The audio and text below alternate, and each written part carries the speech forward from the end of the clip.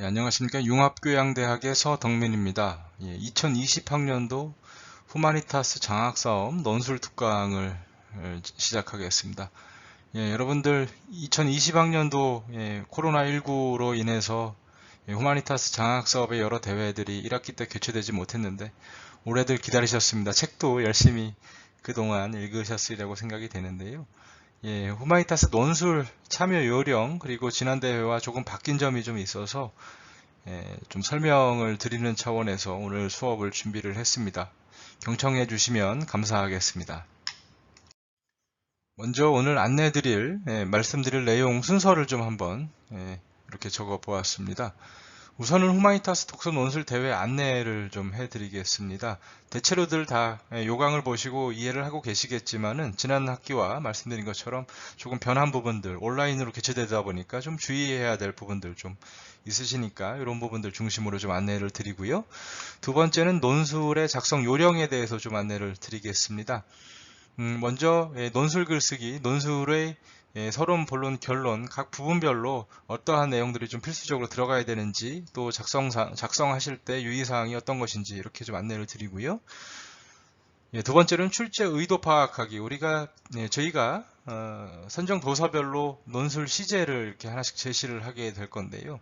그 시제의 출제 의도를 기본적으로 정확히 파악을 해야 글쓰기가 좀 매끄러워질 수 있을 것이라고 판단을 해서 출제 의도를 어떻게 파악할 것인가 이런 부분들 좀 안내해 드릴 계획이고, 세 번째는 정확한 글을 써라 라는 제목을 달고 있습니다만은 기본적으로 어떠한 그 형식 을 가져야 되는지, 특히 단락쓰기와 관련된 문제들 이런 것들 좀 잘 안 되는 부분들이 좀 있어서 이런 부분들 안내해 드리는 순서로 준비를 했고, 마지막으로 역대 수상작 2편을 준비했습니다. 그래서 이 수상작들을 보시고 어떻게 기술을 해야 어떻게 기술할 것인가 이런 부분들 좀 전략도 한번 세워 보시고 하시면 될 것 같습니다.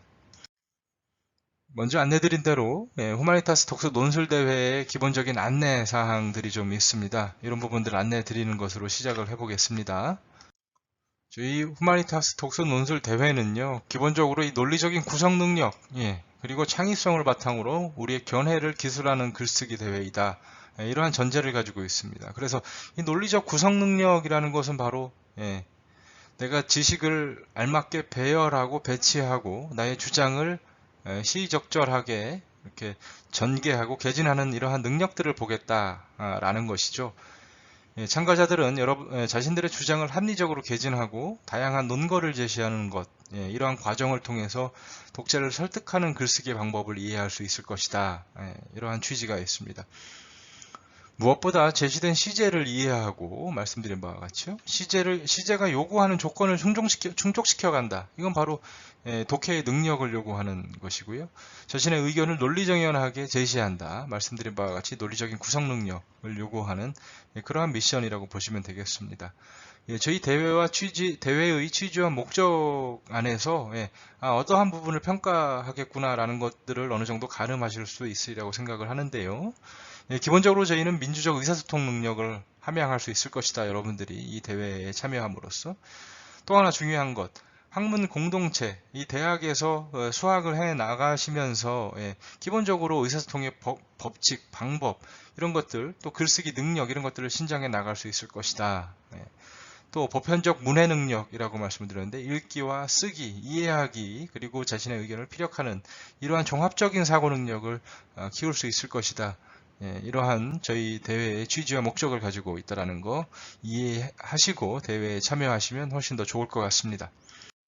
대회 참가 요령 안내해 드리겠습니다. 우선은 전과 다름없이 선정도서 4권에서 한 권을 선택해서 제시된 주제에 부합하는 논술문을 작성하시게 되는데 2000자 내외입니다. 보시는 바와 같이 10시부터 오전 10시부터 저녁 8시까지 논술문을 작성하실 수 있는 시간을 드렸기 때문에 온라인으로 참여하실 수 있는 이런 시간을 활짝 열어 놓았기 때문에 글자도 한 400자 정도 더 쓰실 수 있게 이렇게 좀 글쓰기 공간을 좀 넓혀 놓았습니다. 대회 참여 방법이요. 선정도서별 시제, 주제는 대회 당일 오전 10시에 BBS를 통해서 공지를 합니다. BBS 학생사랑방 공지사항에 가장 먼저 저희가 시제 4개를 공개를 하게 되고요. 이어 순차적으로 저희 카페, 후마니타스 공식 카페, 네이버 카페와 또 기타 SNS 서비스를 통해서도 동시에 제시할 예정입니다. 공식적인 사이트는 우리 학교, 원광대학교 BBS를 통해서, BBS 학생 공지사항을 통해서 공개된다는 점 분명히 좀 이해를 해 주시고요. 10시부터 8시 사이에, 오전 10시부터 오후 8시 사이에 응시가 가능한 시간에 접속해서 원고를 작성하시면 되는데요. 예. 저장 버튼, 제출 버튼을 누르시기 전까지는 수시 접속이 가능하십니다. 예. 제출 버튼을 누르기 전까지는 수시 접속이 가능하게 저희가 프로그램을 만들어 놓을 예정입니다. 그래서 오전 10시부터 20시 사이에 접속을 하셔서 수시로 저장을 해가면서 작성을 하시고 완료가 된 이후에는 제출 버튼을 누르시면 되고요. 예. 시제 공개와 논술문 작성의 이 프로세스는 아래와 같습니다. 먼저 저희가 접수자, 먼저 접수하시는 분들에 한해서 저희 대회에 접수하시는 분들에 한해서 접속하실 수 있는 권한을 부여를 해 놓고 있습니다. humanitas.wku.ac.kr로 접속을 하시게 되면은 여러분들의 신상 정보를 입력할 수 있는 창이 생성이 되고요. 신상 정보를 다 입력을 하시게 되고 시제와 주제를 논술 문제를 확인하실 수 있게 됩니다. 그 다음엔 원고 작성에 임하시게 되고 정해진 시간까지 원고를 작성하시면 되겠습니다. 이 대회는 일반 계열과 의학학 계열을 구분해서 시상하는 것으로 되어 있고요. 수상자의 시상의 규모 등은 우리 안내문에 잘 나와 있으니까 제가 따로 설명하지 않겠습니다. 다시 강조드립니다. 정해진 그 URL을 따라서 접속을 하시고, 이것도 다 저희가 사전 접수를 하시면 다 부여를 해 드립니다. 그리고 신상 정보를 입력을 하시고, 원고 작성을 진행하시고 최종 제출 버튼을 누르시고 하면 대회 참여가 마감이 되겠습니다. 제출 버튼 후에는 수정이 불가능하다는 점 양지해 주시면 되겠습니다. 대회 참여 방법이 그렇게 많이 바뀌진 않았습니다. 예전에는 우선 학교 전산실에 모여서 정해진 시간 약 60에서 70분 정도의 정해진 시간 안에 논술문을 작성하셨는데 이젠 댁에서 편하게 10시간 정도 넉넉한 시간을 가지고 작성을 하실 수 있다라는 이 차이가 있고요. 무엇보다 중요한 것은 여러분들 다른 사이트라든가 아니면 선정도서의 해제를 보고 내용을 이렇게 베껴 쓰시거나 이렇게 되면은 저희가 다 이런 부분들은 필터링을 합니다. 그러니까 표절 이런 것과 관련된 문제들은 저희가 심사 과정에서 다 거르게 되고요. 이렇게 되기 때문에 이런 부분들 각별히 유의해 주시고, 저희가 또 이 표절과 관련된 이러한 문제들 좀 조심하실 수 있게, 경각심을 가지실 수 있게 특강을 따로 하나 준비해 놓았으니까 그 부분 좀 참조하시면 될 것 같은데요. 기본적으로 독서 논술은 정해진 시제의 문제에 따라서 자신의 주장을 이렇게 개진하는 내용 혹은 문제의 조건에 맞게 글을 써가는 과정이기 때문에 다른 부분들을 너무 많이 참고하실 필요는 없고요. 특히 다른 사이트라든가 다른 저술에서 다른 저작물에서 내용 토시 하나 다르지 않게 북 긁어가지고 가지고 오시면은 제재를 받게 된다는 점, 이 점 분명히 좀 숙지하시고 대회에 참여하시기를 간곡히 부탁을 드립니다. 특히 이런 부분들 거듭 강조드리지만 이런 부분들 좀 방지하기 위해서 저희가 저작권과 관련된 특강 따로 준비했으니까 이런 부분들도 좀 참고를 해 주십시오. 조금 전에 이 학문 공동체에서 지켜야 될 사항, 바로 이 글쓰기 윤리라는 점입니다. 이 부분 거듭거듭 강조를 드리니까 꼭 좀 준수해 주시면서 대회에 참여하기를 간곡히 부탁을 드립니다. 자, 본격적으로 독서 논술 작성은 어떠한 과정과 절차를 통해서 이루어지는지 한번 말씀을 드리겠습니다. 먼저 독서 논술은요, 형식적 완결성을 갖춰야 된다.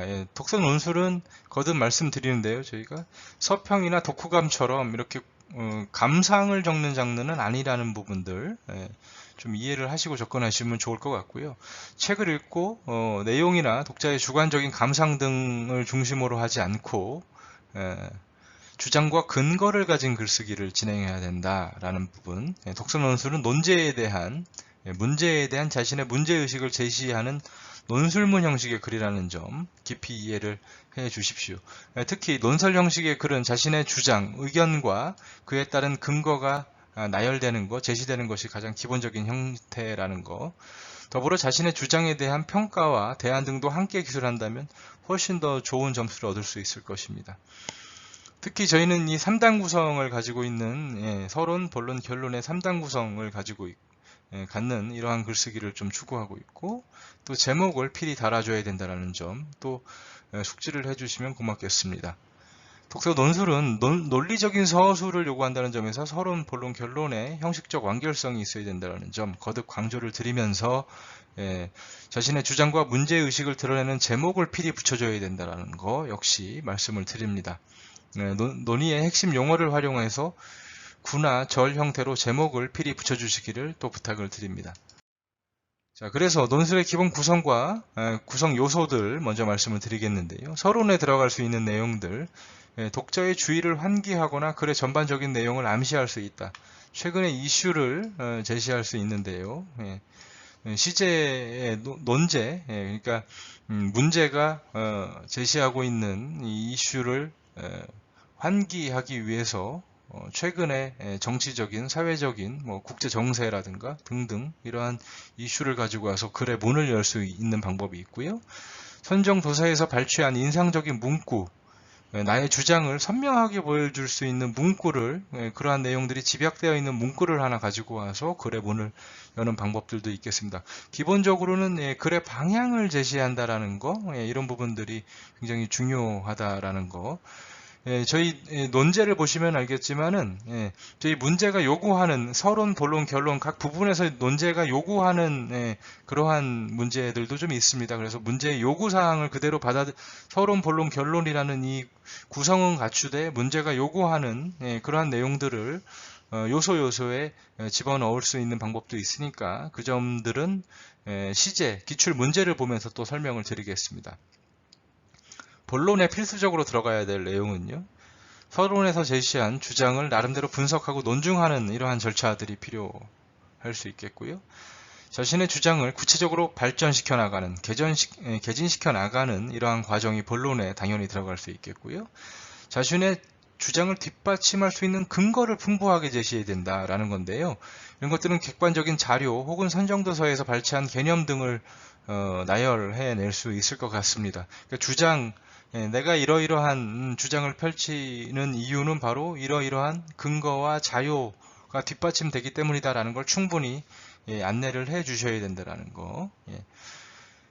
그리고 반론 수용을 통해서 나의 주장이 모두 옳을 수는 없죠.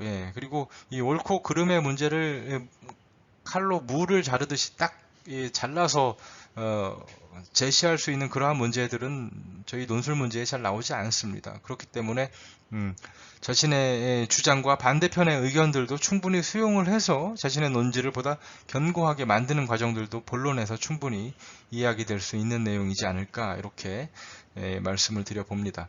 결론에 들어갈 수 있는 내용들은 논자의 주장을 종합해서 강조할 필요가 있다는 거, 그리고 문제를 제기하였다면 그에 따른 전망 또는 그에 따른 대안을 제시할 수 있지 않겠느냐, 이렇게 말씀을 드려봅니다.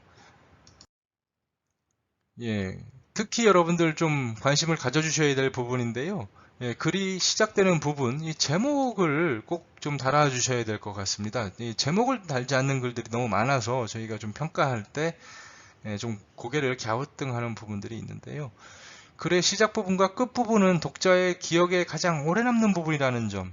그러니까 메시지가 가장 많이 응축되어 있는 부분이 바로 이 글의 제목, 글의 시작 부분이라는 겁니다. 그러니까 글의 서두 부분을 항상 좀 많이 신경을 써달라는 주문을 하는데 그런 부분들이 잘 이루어지지 않는 경우를 좀 많이 볼 수가 있는데요. 그래서 글의 시작 부분과 끝 부분, 특히 신경을 좀 써야 되고, 그 중에 글의 시작 부분, 최초의 독자가 가장 먼저 보는 부분이 바로 제목이라는 점, 제목 역시 글의 일부라는 거, 메시지가 가장 응축되는 부분이라는 점에서 필히 좀 신경을 써야 되고, 이 독서를 해 가시면서 지금이라도 핵심어를 모아서 제목으로 바꿀 수 있는 이러한 역량을 좀 길러가시면 좋을 것 같습니다. 그래서 읽으시면서 좋은 문장, 좋은 구절, 그리고 핵심이 되는 어휘, 이런 것들은 잘 모아 놓으셨다가 그걸 잘 조합해서 제목으로 만드시면 어떨까 싶습니다. 역대 수상작들 중에서 이렇게 제목들이 잘 달린 부분들을 제가 따로 발췌를 해서 여러분들에게 안내를 드리고 있습니다. 기술복제 홍수에 맞서는 국어 교육이 존재한다, 있다, 이렇게 2015년 1학기 때 이 발터 베냐민의 기술복제 시대의 예술작품이라는 이 선정도서를 읽고 쓴 수상작입니다. 2015년 2학기에는 이 명목의 건축이라는 도서, 를 보고 쓴 수상작에서 바로 건축이 인생을 만든다라는 이렇게 자신의 글의 요지를 제목으로 잘 함축해서 표현한 부분들을 볼 수 있겠습니다. 자, 2018년 1학기 때 재정 건전성의 유지와 통화량의 규제 이렇게 해서 나이프의 양날의 검이라는 이런 부제까지 달아서 제시한 케이스가 있네요.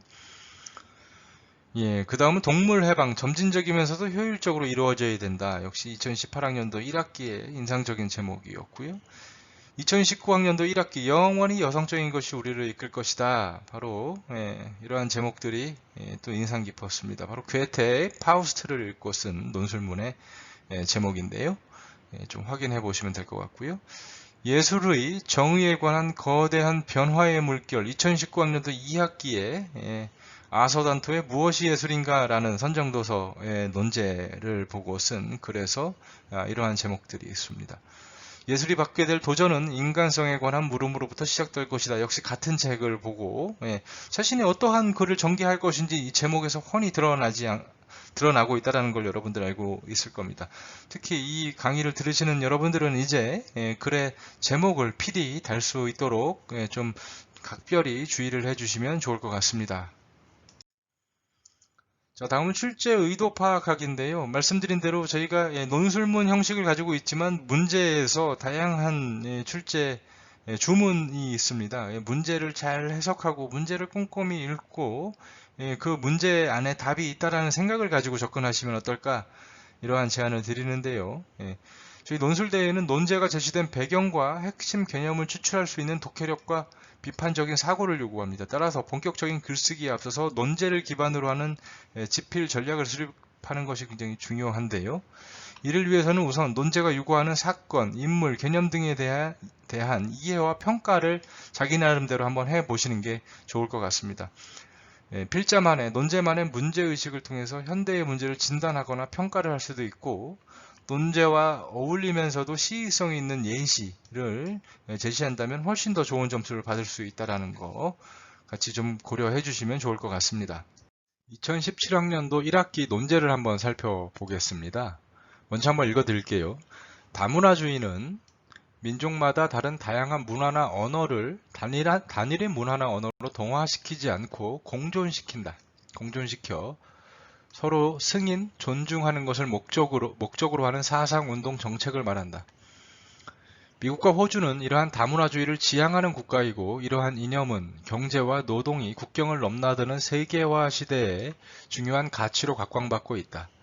그러나 한편 공동체 내에서 다른 문화와 언어를 유지하는 또 다른 공동체가 있다는 것은 갈등과 차별의 원인이 될 수 있다.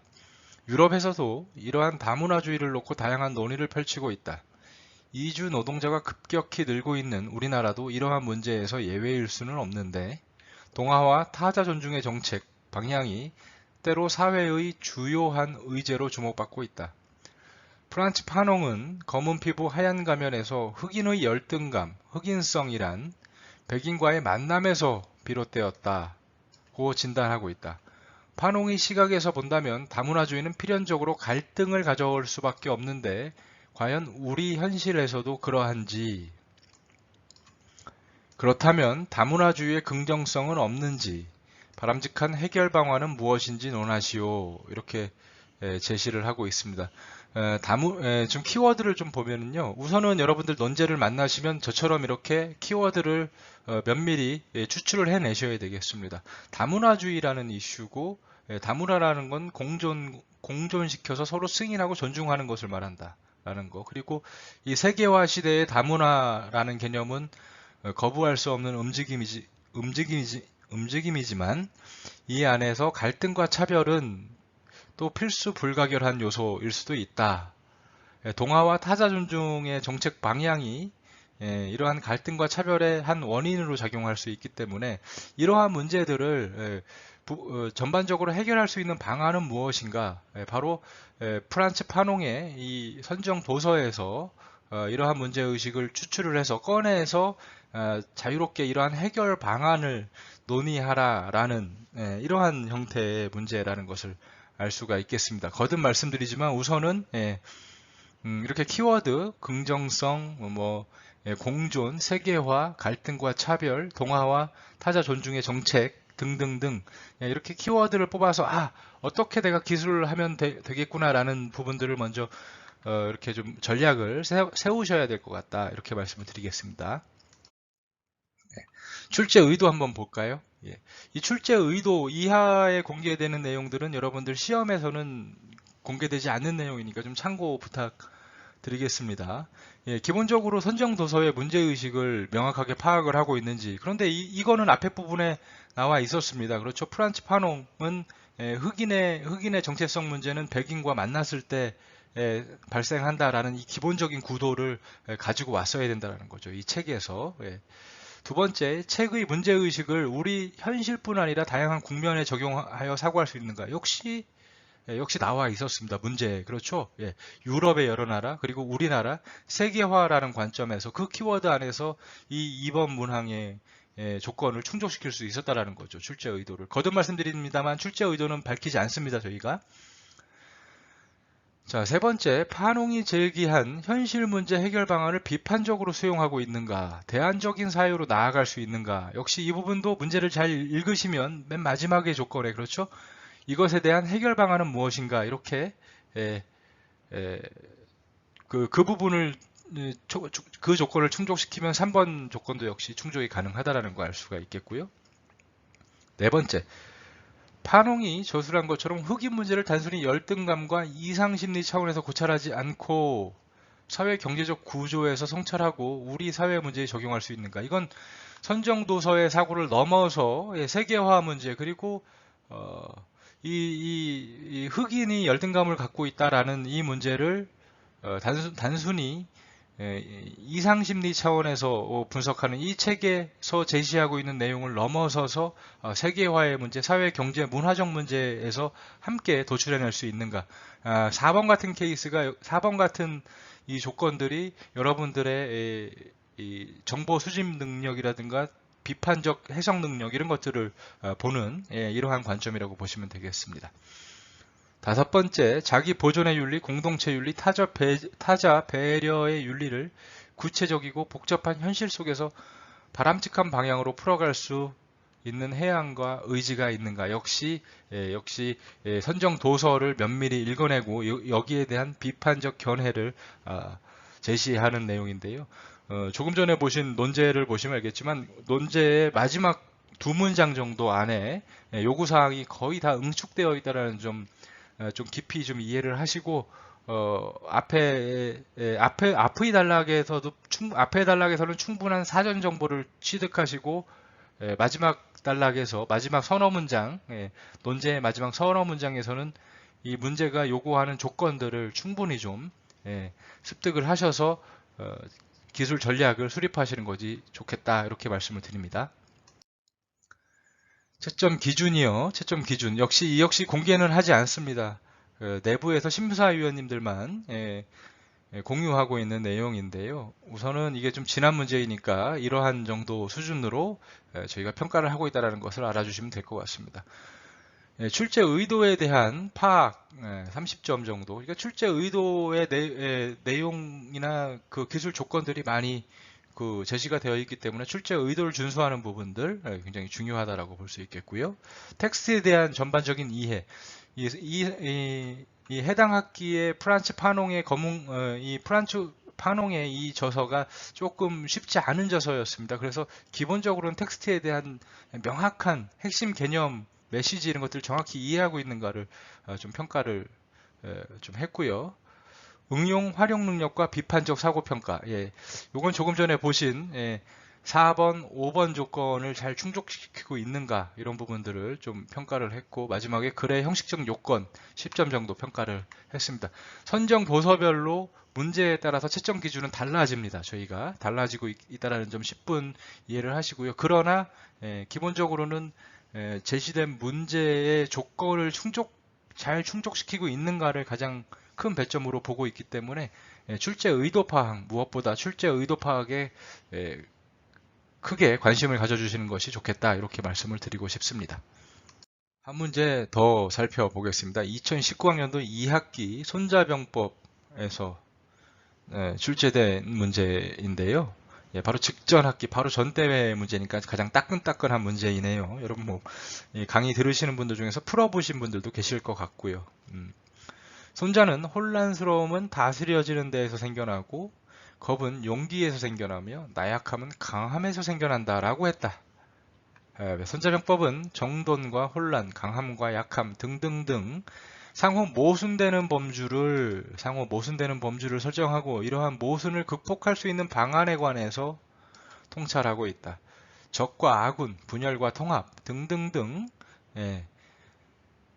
범주화된 주제들 또한 전장에서 일어나는 모순에 유연하게 대처할 필요가 있다. 이런 것들을 역설하고 있다. 손자의 이러한 통찰은 전쟁 상황뿐만 아니라 세계의 변화무쌍함과 다양성 앞에서 혼란을 겪는 현대인의 삶에 시사하는 바가 적지 않다. 손자병법의 내용을 바탕으로 현대적 삶의 문제에 접근하는 적절한 방식과 태도에 관해서 논하시오. 이렇게 굉장히 투명한 문제도 있습니다. 보시면 알겠지만 여기에선 키워드가 바로 모순이라는 겁니다. 이 세계는 모순으로 가득해 있고 그 모순 속에서 해결 방안을 도출해내는 손자병법만의 독특한 사유 방식이 현대에 어떻게 적용될 수 있는지를 논하시오. 바로 이겁니다. 그렇죠. 현대인의 삶에 시사하는 바가 적지 않다. 이처럼 손자병법의 내용을 바탕으로 현대적 삶의 문제에 접근하는 적절한 방식과 태도에 대해서 논하라. 특별한 조건은 없는데 기본적으로는 손자병법이 내포하고 있는 이 세계를 모순, 빛과 그림자로 이해를 하고 그 사이에서 긍정적이고 궁극적인 해결 방안을 도출해내는 이 방법, 이 특별한 사유체계, 손자병법만의 특별한 사유체계, 사고체계를 가지고 와서 이걸 현대사회에 적용할 수 있는 방안이다. 문제 자체가 말씀드린 바와 같이 굉장히 투명합니다. 출제의 의도 역시 앞의 내용과 크게 다르지 않습니다.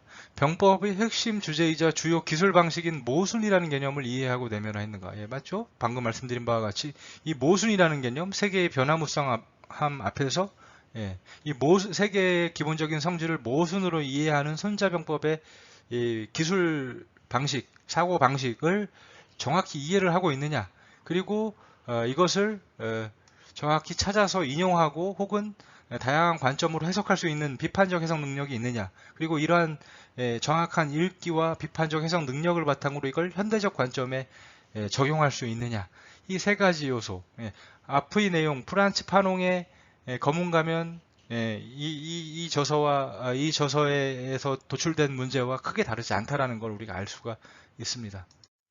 측정 기준, 저서의 내용을 명확하게 이해하는가? 항상 이게 중요합니다. 저서의 내용, 우리가 저서를 선정 도서를 기반으로 하고 있기 때문에 읽지 않으면 쓸 수 없는 겁니다. 사실은 간혹 읽지 않고 쓸 수 있다라고 생각하시고 막 이렇게 하시는데 정확한 읽기가 선행되지 않으면 높은 점수를 받기가 좀 어렵습니다. 둘째, 출제 의도를 명확하게 파악하고 일관되게 주장을 펼치고 있는가? 주장의 일관성, 이런 부분들. 논제를 창의적으로 해석하고 현재의 삶과 연관시켜서 설명할 수 있는 이런 비판적인 해석 능력이 있느냐? 논술의 형식을 갖추고 있느냐? 정서법을 준수하고 논술의 형식에 맞게 기술하고 있는가? 이거를 논술의 형식을 서론, 본론, 결론 이렇게 좀 정확하게 이걸 갖추고 있는지 이런 부분들하고 정서법을 따로 떼어서 20점을 배치하고 있습니다. 기본적으로는 정서법과 관련된 거는 20점 내외로 판단을 하고요. 비판적 능력, 정확한 읽기, 현대에 적용해서 20점에서 30점 분량으로 이렇게 저희가 제시하고 있다는 거. 이해를 해주시고, 거듭 말씀드리지만 키워드를 잘 추출을 해서 그 키워드에 맞게 기술을 하시는 것이 굉장히 중요하다. 키워드를 추출하셔서 그 키워드를 통해서 제목도 좀 뽑아보시고 출제 의도도 파악하는 이러한 훈련을 꾸준히 하시는 게 굉장히 중요하다라고 말씀을 드리고 싶습니다. 자, 마지막으로 정확한 글쓰기를 하라라는 주문. 정서법은 정확한 글쓰기의 전제인데요. 맞춤법, 띄어쓰기, 오탈자. 이번 대회 같은 경우는요, 특히 시간이 많이 주어져 있기 때문에 이러한 부분들을 끊임없이 검토하시고 제출을 하시는 거 좀 권장을 드립니다. 시간이 허락되는 한 꼼꼼하게 여러 번 읽고 고쳐 쓰십시오. 그러면 분명히 좋은 점수로 여러분들에게 보답을 할 겁니다. 문장의 주술, 호응에 각별히 신경 써야 된다. 어순이 뒤틀리고 길고 장황한 문장보다는 짧고 간결한 문장을 구사하는 것이 좋다. 특히 논술 문장은요, 짧아야 됩니다. 짧아야 틀리지 않고, 짧아야 읽는 사람이 편하고요, 짧아야 쓰는 사람이 편합니다. 짧은 문장은 모든 글쓰기의 왕도입니다. 글쓰기의 왕도가 딱 하나 있다면 바로 짧은 문장일 것인데, 논술문에서는 특히 짧은 문장을 큰 미덕으로 삼고 있습니다. 문장을 짧게 쓰십시오. 그래야 읽는 사람이 편합니다. 평가자가 필자의 의도를 빨리 파악하고 투명하게 파악을 할 수가 있습니다. 오해하지 않을 수 있습니다. 짧은 문장 거듭 강조드리면서 또 한 가지, 여러분들 논술문 쓰시면서 꼭 많이 하시는 실수, 필자는, 저는, 나는, 논자는 등의 주어를 드러내는 경우가 많이 있습니다. 이 논술문에서는 나는 주어가 등장하지 않는 게 일반적입니다. 논증적 글쓰기에서 말하는 주체는 이미 글 쓰는 사람으로 전제가 되어 있기 때문에 굳이 주어를 드러낼 필요가 없이 자신의 생각이 있더라도 뭐뭐이다 라고 하시면 되겠습니다. 뭐뭐라고 생각한다 라는 서술어도 쓰지 않으셔도 될 것 같습니다. 문장의 맥락상 자신의 생각과 타인의 의견 정도를 구분할 수 있는 방법은 땡땡땡이라는 철학자는, 루터는 뭐뭐라고 말했다 이렇게 인용되지 않고 나머지는 다 당연히 필자의 목소리이죠. 저희는 그렇게 인정을 합니다. 그렇기 때문에 필자가 노출될 경우에는 지나치게 주관적인 견해, 객관적인 정보가 없이 자신의 주장만을 나열해 놓은 그런 개인적인 글이라는 인상을 많이 주게 되기 때문에 주어를 노출하는 것은 꼭 피해 주십시오. 주어가 등장하는 글은 논술문에서 성공하기가 굉장히 어렵다라는 점 거듭 말씀드리겠습니다. 자, 그리고 또 하나, 이 부분 굉장히 중요하고요. 이 부분도 굉장히 중요합니다. 글은 여러 개의 단락, 문단으로 문단이 누적되면서 한 편의 글이 되는데요. 한 덩어리 단락으로만 된 글이 있습니다. 그렇게 쓰시면 안 됩니다. 여러 단락으로 구분해서 이슈별로 단락을 쪼개서 글을 쓰셔야 된다는 점 꼭 이해를 하시고 문단 나누기를 습관화하셔서 기술을 해 주십시오. 하나의 단락 안에 하나의 테마를 넣어서 기술하는 글쓰기가 글쓰기의 기본적인 방법, 단락 쓰기의 기본적인 방법으로 알려져 있는데 이 방법을 준수하셔서 글쓰기를 하시는 게 좋겠습니다. 자, 단락 쓰기의 기본 원리라고 해서 제가 다른 예문은 내놓지 않고요. 조금 전에 보셨던 프란츠 파농의 저술, 바로 검은 피부 하얀 가면의 이 출제 문제에서 이 단락의 개념을 설명을 드리고 싶습니다. 기본적으로 하나의 단락은 이렇게 들여쓰기 형태로, 보시는 바와 같이 들여쓰기 형태로 세 덩어리의 단락으로 이루어져 있는 글이라는 걸 이해할 수가 있습니다. 여러분들도 이렇게 단락의 기본적인 구성 요소, 들여쓰기, 스페이스바 2번 눌러주시면서 한 덩어리 글을 만들어 주십시오. 좀 여의치 않으시면 이렇게 행간을 나누셔도 단락으로 인정이 될 수 있습니다. 이게 아무래도 여러분들 원고지나 워드 프로그램을 사용하는 상황이 아니기 때문에 이렇게 행을 하나씩 날려주시면서 여유를 주시면서 쓰시는 것도 하나의 요령이라고 볼 수 있겠습니다. 다문화주의는 민족마다 다른 다양한 문화나 언어를 단일의 문화나 언어로 동화시키지 않고 공존시켜서 목적으로 하는 사상, 운동, 정책을 말한다. 이게 바로 주제 문장입니다. 그러니까 이 단락 안에는 다문화주의에 대한 정의에 해당하는 주제 문장이 하나 있고요. 이 정의를 뒷받침하는 미국과 호주 이런 데 다문화주의를 지향한다. 이렇게 하잖아요. 다문화주의의 정의 1번 주제 문장이 구성이 되고, 그 다음에 두 번째 문장에서 이 주제 문장을 뒷받침하는 이슈를 하나 더 넣음으로써 단락이 하나 완성이 되는 걸 확인할 수가 있습니다. 이러한 형태로 하나의 단락 안에는 하나의 이슈만 들어갈 수 있도록 덩어리를 만들어서 제시를 하는 것이 이 단락 쓰기의 기본 원리입니다. 여러분들 이렇게 단락 구분을 하지 않고 이 전체가 다 글 한 덩어리라고 생각해 보십시오. 이거는 좀 짧은 글이기 때문에 단락이 나누어지지 않아도 읽기가 어느 정도 되겠지만 2000자 정도 되는 글이 한 덩어리 글로 되어 있다고 생각을 해보십시오. 읽을 수가 없습니다. 여러분 단락은 뭐 몇 문장이 하나의 단락을 이루어야 된다라는 특별한 규격이 있는 것은 아닙니다만은 적당히 이슈별로 이 주제별로 이렇게 덩어리를 만들어서 쌓아가는 그런 글쓰기 훈련을 하셔야 기본적으로 이 단락을 갖춘 글쓰기의 기본 원리에 입각한 쓰기 방법이다 라고 저희가 평가를 할 수 있으니까 필히 단락을 구분해서 쓰는 연습을 해 주시기를 부탁을 드립니다. 여러분들 이렇게 해서 기출 문제와 함께 지필 요령, 글쓰기 방법 등등 함께 고민해 보셨습니다. 어떠신가요?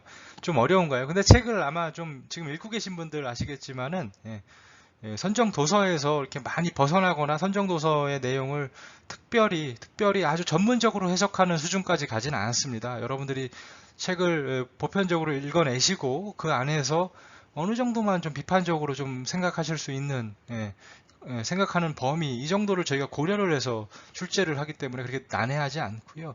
출제 의도를 먼저 제가 아까 예제를 드린 것처럼 키워드 중심으로 좀 뽑아서 출제 의도를 명확히 파악하면 어떤 식으로 기술을 해야 될지 그 전략까지도 같이 빨리 수립이 되는 걸 볼 수가 있습니다.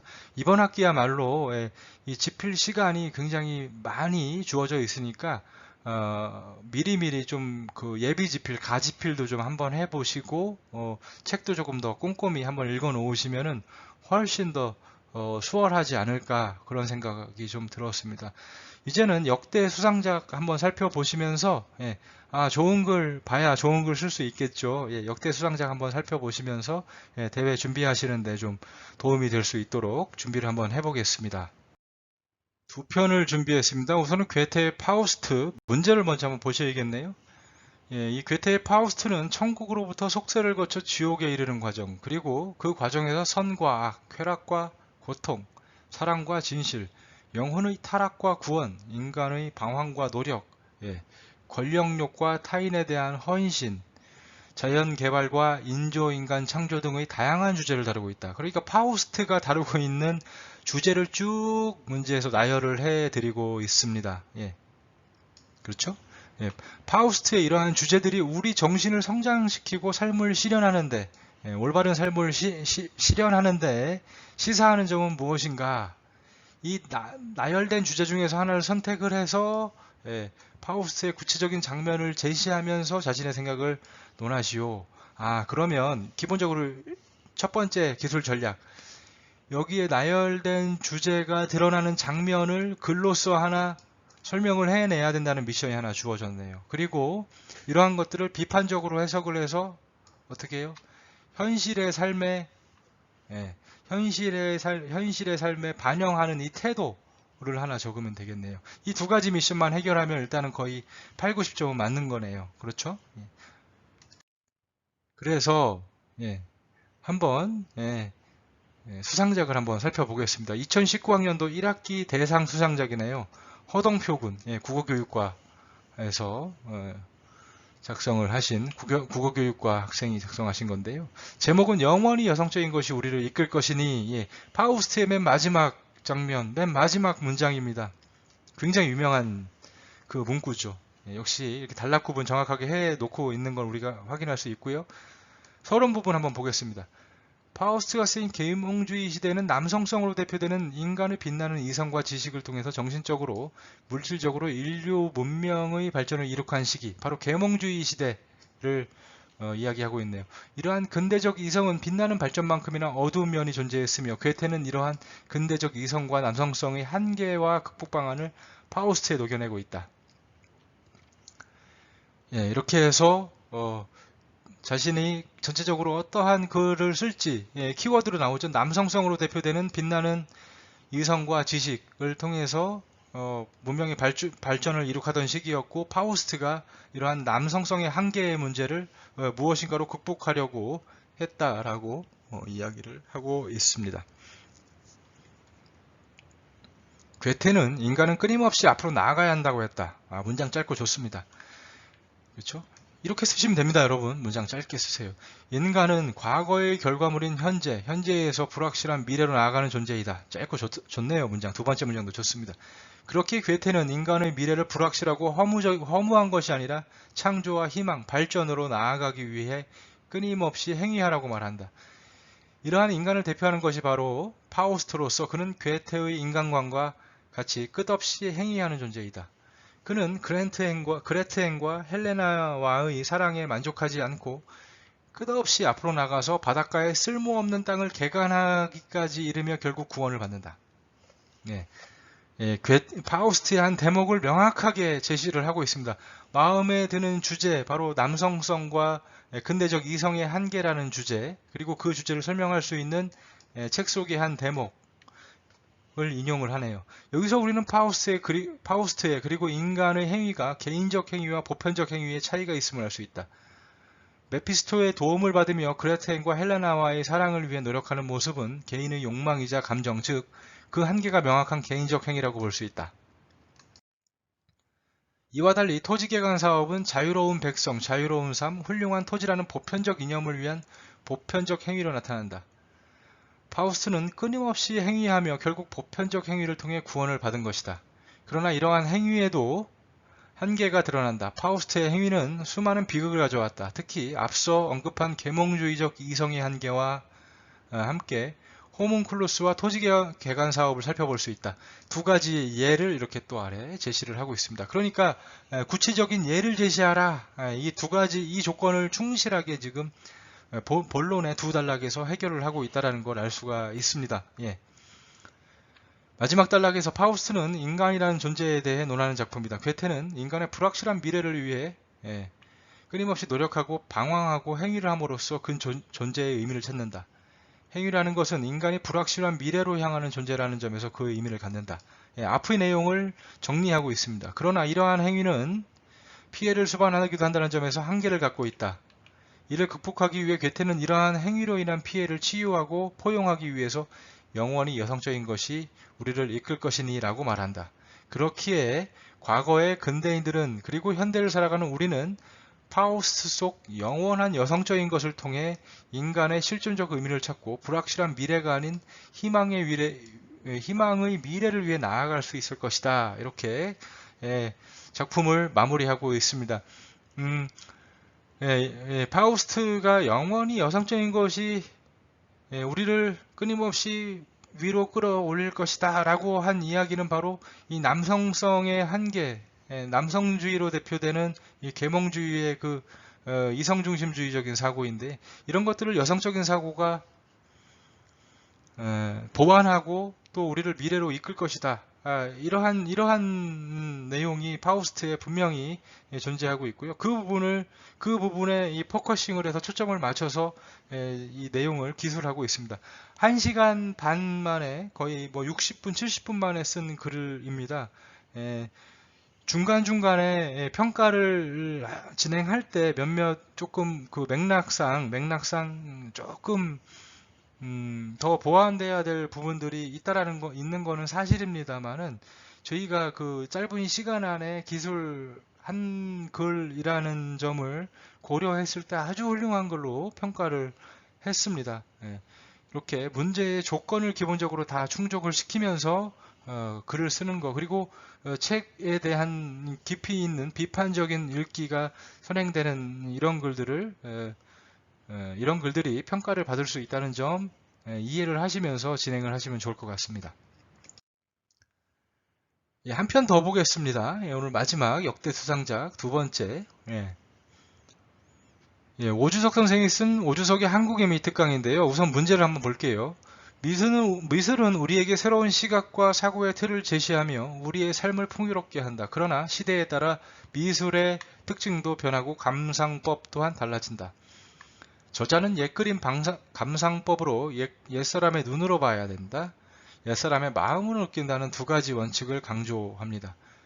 또한 옛작품을 올바르게 감상하기 위해서는 세 가지 기본 상식을 지켜야 된다고 하는데, 이 기준을 바탕으로 김홍도의 씨름 등등등 두 작품의 특징과 내용을 기술하고 옛그림 감상법이 현대미술 감상법에는 어떻게 적용될 수 있는지를 논술해라 이렇게 되어 있네요. 그러니까 단 현대미술 작품 중 하나를 예로 들어야 된다. 아주 조건 충족하기가 쉬운 뭐 문제 해석 자체가 그렇게 어렵지 않은 그러한 글쓰기입니다. 기본적으로는 옛그림 감상법의 두 가지 원칙을 강조하고 있다라는 사전 지식이 우리에게 들어왔고요. 두 번째는 옛 작품을 올바르게 감상하기 위해서 세 가지 기본 상식이 필요한데, 이 기본 상식이 뭐냐? 그리고 이 기본 상식을 바탕으로 나열된 세 작품 중에서 두 작품의 특징을 기술하라. 이거는 책에 대한 깊이 있는 읽기 방식을, 정확한 읽기 방식을 요청하는 그러한 문제, 그러한 주문이고, 두 번째 주문은 뭡니까? 그림 감상법이 현대미술 감상에 어떻게 적용될 수 있는지, 비판적 읽기 혹은 실천적 읽기, 이 두 가지입니다. 딱 두 가지만 잘 준수하고 정서법 준수하면 좋은 글일 것이다. 이렇게 판정이 되겠죠. 수상작 한번 살펴보겠습니다. 작품의 제목은 당시의 사회 상황과 작가의 성향을 고려해야 된다. 이렇게 되어 있고요. 2017년 1학기 대상 수상작입니다. 저자가 말하는 옛 작품을 올바르게 감상하는 방법은 다음과 같다. 오른쪽 위쪽에서 왼쪽 아래로 감상하기. 그림의 대각선 길이만큼 떨어져서 보기. 시간을 갖고 감상하기의 원칙을 지켜야 된다. 정확하게 세 가지 원칙을 먼저 이 미션을 해결했네요. 서두에서 그렇죠? 저자의 감상법과 기본 상식을 바탕으로 옛 작품을 감상해야만 작품을 제대로 음미하며 감상할 수 있다. 서론의 글의 전반적인 방향성이 어느 정도 좀 비춰지시나요? 거두절미하고 서론을 전개한 그러한 인상은 있는데, 논제가 세 가지의 그 그림 감상법을 먼저 제시해달라는 주문이 있기 때문에 논제에 충실한 글쓰기, 일반적으로 논술문 형태에서 제기하는 서론의 도입 부분은 아닙니다. 무엇에 관해서 논하시오라고 되었을 때는 이런 그 형태를 갖춘 서론을 갖출 수 있지만, 이 문제에서만큼은 또 문제가 요구하는 그러한 서론으로서도 뭐 이 정도 서론이면 의미가 있지 않겠느냐 이렇게 판단할 수 있겠습니다. 자, 씨름은 김홍도가 서민용으로 그린 풍속도이다. 옛사람의 눈으로 보면 이 작품은 단오날 민속놀이를 그린 친근한 작품이다. 그 시대상을 반영해보면 양반이 상민과 어우러져 바닥에 앉아 씨름을 구경한다는 비현실성을 느낄 수 있다. 이 네 문장을 읽으면서 저는 숨이 하나도 차지 않습니다. 문장이 짧아서 그래요. 짧은 문장 이렇게 명확하고 명쾌하고 좋습니다. 논술대회뿐만 아니라 이처럼 문장을 좀 짧게 써주시기를 거듭 강조를 드리면서 이렇게 짧게 문장을 쓰시면 훨씬 더 높은 점수를 받을 수 있다는 거 거듭 말씀드립니다. 자, 세 가지 원칙에 따라서 이 그림을 약간의 거리를 두고 본다면 전체적인 구도를 쉽게 확인할 수 있다. 구경꾼들이 가운데 씨름 선수를 둘러싸므로써 등등등 이렇게 해서 아주 정연하게 선정도서의 내용을 선정도서의 내용을 정연하게 설명을 하고 있는 걸 우리 확인할 수가 있습니다. 자, 그 다음 하나 더 해결해야 되죠. 두 개를 해결하라고 그랬죠. 화묘롱 접도는 노인의 무병장수를 기원하며 그린 그림이다. 역시 문장 짧고 좋습니다. 단락 정확합니다. 그리고 이 단락 안에서는 이 그림만 해설하고 있잖아요. 앞의 단락에서도 씨름 단락에서는 씨름만 해설하고 있죠. 바로 이겁니다. 단락이라는 게, 명쾌한 단락이 우리에게 주는 상쾌함이 바로 이런 겁니다. 꼭 단락 쓰기와 문장 쓰기도 이러한 글 확인해 보시면서 준수해 주시고요. 역시 지금은 우리가 이 문제의 요건을 잘 충족하고 있는 글을 따라가고 있다라는 거 확인 부탁드리고요. 마지막 단락으로 넘어가겠습니다. 이렇게 좀 잘 해설을 했다라는 거 우리는 이해를 하시고요. 저자의 옛그림 감상법은 한국의 옛그림 감상뿐만 아니라 현대미술 감상에도 그대로 적용할 수 있다. 훌륭합니다. 그렇죠. 논제를 그대로 따라갑니다. 저자가 옛사람의 눈으로 보고 옛사람의 마음으로 느꼈듯이 우리는 그 작가가 그 그림을 그렸을 당시의 사회 상황이나 작가의 성향을 고려해서 작품을 감상해야 된다. 제목에 이 문장이 노출이 되었어요. 그래서 제목 보고 서론 보고 이걸 어떠한 방향으로 갈 것이다. 벌써 평가자들은 다 글이 좋겠구나라고 예견을 합니다. 벌써 좋은 인상을 갖고 평가를 시작할 수 있겠죠. 작가가 어느 문화권의 사람이냐에 따라서 보는 방향을 바꾸고 시간을 들여 감상해야 된다. 저자는 옛 그림의 대각선 길이만큼 떨어져서 보라고 했지만 현대미술의 다양한 형태를 고려했을 때 멀리서 전체적인 형상을 관찰해 보기도 하고 가까이서 볼 필요도 있다. 현대미술 작품 중 이러이러한 작품이 있는데 여기에 해골을 감상할 때 아무 생각 없이 본다면 그저 혐오스럽거나 그 화려함에만 집중할 수 있다. 하지만 이렇게 본다면 시대를 풍자하는 작품으로 볼 수 있다. 이렇게 글이 마무리가 됩니다. 제시된 논제를 충실하게 충족을 하면서도 서론, 본론, 결론의 틀까지도 갖추려고 굉장히 노력을 한 짧은 시간에 쓴 글이라는 점을 고려해도 아주 훌륭한 글, 고려하지 않아도 꽤 훌륭한 글로 저희는 평가를 할 수 있을 것 같습니다. 여러분들 이렇게 보신 내용들, 이렇게 좋은 예문들도 보셨으니까 지필 전략 수립하실 때 꼭 참고하시면 좋을 것 같습니다. 여러분 이렇게 해서 역대 수상작까지 같이 한번 살펴보셨는데요. 어떻습니까? 너무 그 대상작을 보여드리니까 너무 기가 죽나요? 뭐 대상작 아니어도 이 대회에 글쓰기를 한다라는 것 자체, 글쓰기에 참여한다는 것 자체에 큰 의미를 우리가 부여할 수 있을 것 같습니다. 과정 그 자체를 즐겨도 이렇게 유서 깊은 또 권위 있는 원광대학교의 자랑이 되는 이 대회에 참여하시고 그 과정을 즐기는 것 자체도 큰 의미가 있다라고 생각을 합니다. 그리고 저희 후마니타스 장학사업의 문턱이 그렇게 높지가 않습니다. 조금만 충실히 읽고 조금만 신경을 쓰시면 많이들 수상권에 들어오십니다.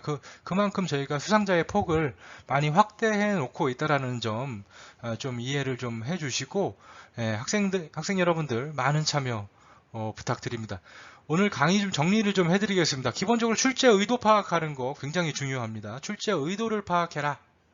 출제 의도를 키워드 단위로 파악하고 출제 그 문제, 그 문항 속에 마지막 두세 문장 안에 주문 내용이 가득 담겨 있으니까 그 주문하는 내용을 명확히 좀 파악하는 거, 그 주문 내용을 충실히 따르는 거, 이게 굉장히 중요하다라는 거.